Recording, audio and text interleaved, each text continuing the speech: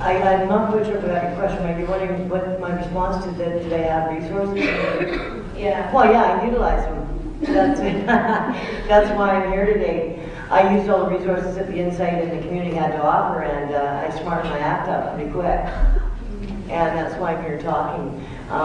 That's the beauty of the Insite. It has every resource there. I ended up on the IST team with Thomas Care, the IPC, doing the outreach with the Health Contact Center, doing peer work within the Insite, and because they were there to listen and help. So they were my resource center. They're a remarkable resource center. There's plenty of resources in the Insite and in the surrounding area in the Insite if it's there to use. But unfortunately, we won't be there for 18,000 people doing injections on the street. And should that happen, I'm really, my concern with the Olympics is if we do shut the doors on that place, there's going to be chaos. It is going to be ultimate chaos. I'm on the street level every day. I go through the alleys. I pick up breaks. I do the, I like to think that with the assist injection team, we'll have the outreach workers. And I know almost everybody down there, and we all have the same. I mean, I talk to users every day. What are we going to do? We're going to use the alleyways, I guess, because a lot of them are homeless. Not only are they basically not having the Insite open, what about not having homes either? It's a double dilemma when you're homeless and a drug addict. Those people are not doing it by choice by any means. A lot of the homes are just not there. There's a lot of homeless women that are addicted, and a lot of lots of homeless young girls and young men, and I'm concerned about the youth. And I'm hoping that the UBC, I'm hoping that you guys can channel some of that energy towards your guys' age and down. That's the individuals I'm really worried about, are youth on the streets.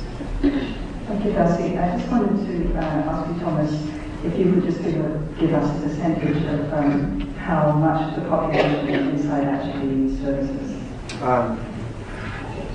Yeah, as I mentioned earlier, our estimates, what we've looked at is, well, I think it's interesting to note that over 8,000 unique individuals have now used Insite, which speaks to its appeal.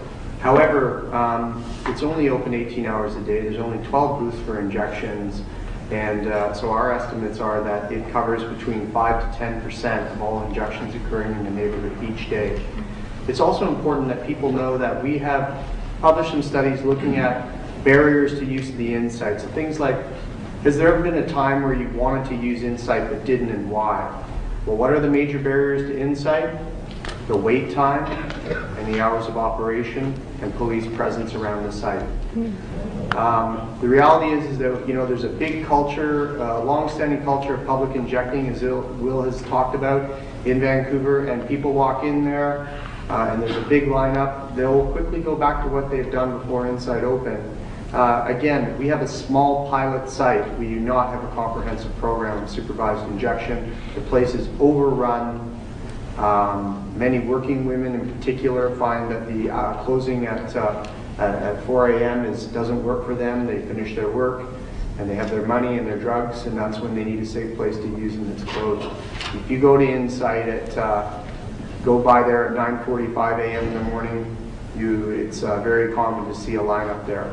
So it's a small site. If you really want to have a comprehensive program, you could open many more, and I'm sure they'd be very busy. We still have 2 more speakers with questions, but I know Jenny wants to talk about politics and the Olympics. Yeah, I just want to address the question in terms of really getting the international community's attention and to see if they would lend us some support to keep the safe site open, and perhaps to even, while we're advocating to expand it. To that end, letters have been sent to the UN, for example, bringing the matter to their attention, asking for them to look at this issue, to put pressure on Canada so that we would actually follow, as Canada is a signatory to the UN Convention on Human Rights, so that we could actually respect that right relative to the safe site, for example. Unfortunately, so far we've not had a response. And then also in terms of what is the strategy related to the Olympics around that, and has IOC responded? The answer is no. They don't even respond to the issue around homelessness at that very basic level where it's relevant to the Olympics, as it was a commitment also made by all 3 levels of government related to evictions and so on.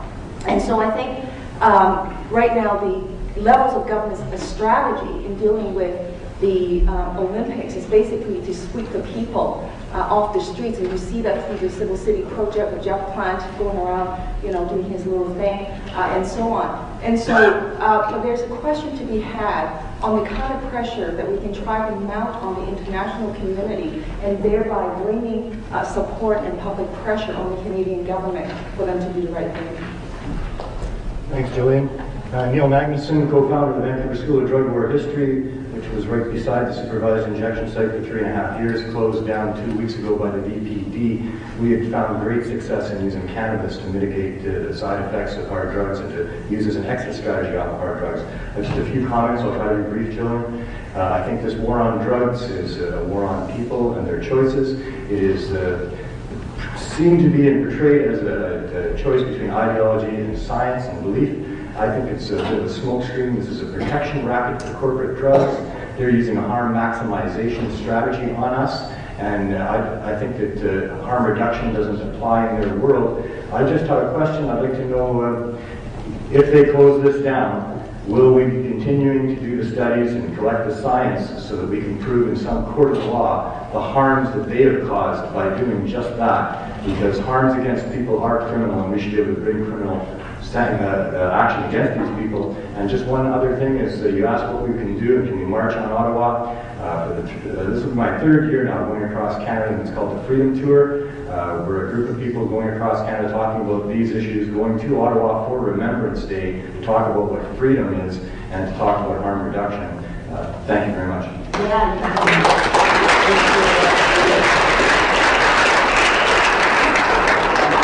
I'm really glad you asked the question because I actually meant to address it in my talk and I forgot. You may recall that I talked about how we had gone and submitted this proposal to Health Canada to continue the evaluation. It was positively reviewed, then the Health Minister didn't fund it. We turned around and submitted that same proposal to the Canadian Institutes of Health Research and was ranked #1 in the competition and funded. In that proposal, we proposed 2 strategies, knowing that Insite could close this June. We said we will either, in the event that it opens, continue to evaluate its impacts on the health of people who use it, and if it closes, we will continue to evaluate the impact of its closure on the health of people who used to use it. Thereby, we are very committed to studying this issue, and if the Harper government thinks they can close it and sweep it under the carpet, that's not the case. We will demonstrate what we anticipate to be the very severe negative health impacts of a closure of Insite on the people living in the downtown east side. Let's not forget, we're talking about life and death here. We can expect an increase in a return to historical levels of public injecting. We can see a return to historical levels of syringe sharing and perhaps HIV incidents. But most importantly, there will be lives lost to overdose. Thank you. First, it's more of a comment. Oh, that's loud. I'd just like to remind everyone here that the Vancouver Quad they're having their by-election, so that's a good way to send a message to Ottawa. Watch the 17th, especially for people who are residences here living on campus. You can vote. That's my first announcement. My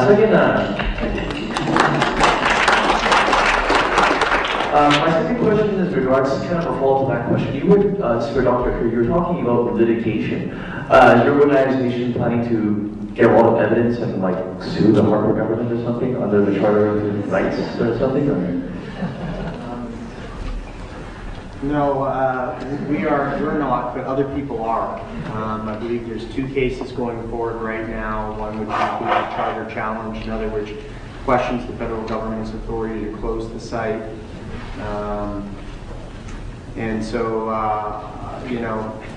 As always, as scientists, we're going to be dragged into this.